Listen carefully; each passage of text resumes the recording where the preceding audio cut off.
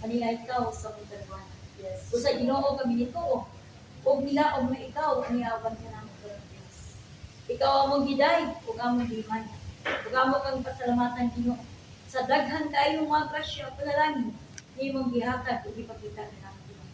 Kay pagdaghan sa mga tawo nga nadawat sa imong mga grasya, apan wala makakita ang kinitanan gikan kanimo. Apan salamat Dios sa pagtuo kay imong gihatag dinhi sa mga sa tagsa ka mga kasing-kasing. Kami mituo nga ang tanan na among nadawat gikan kayo kanimo. Salamat salamat sa gamay pagtuo nga niya tanan. Ug salamat o Dios diha sa mga panalangin nga imong gihatag ng mga grasya dinhi kanamo. Mga sakit ang nasinati Ginoo. Apan salamat Lord kay ikaw nagpataliwala ug naghatag kayuhan diha sa among mga kalandian na among nasugatan Ginoo. Salamat o Dios. Pagkamaayo mo Ginoo.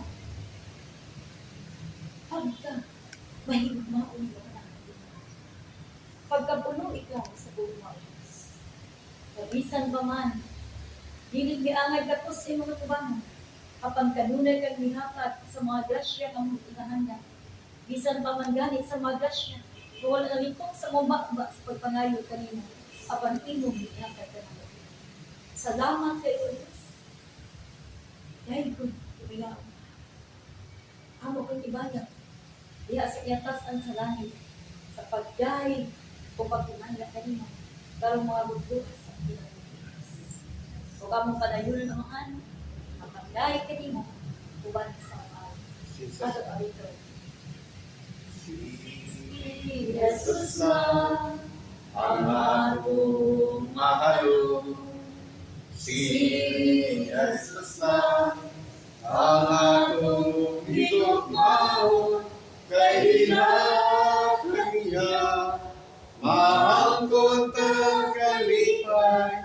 Kay kaniya, maangkot ang kinabuhi tayo. O sa iso, padayon sa pagtulungan, kay siya mukabang sa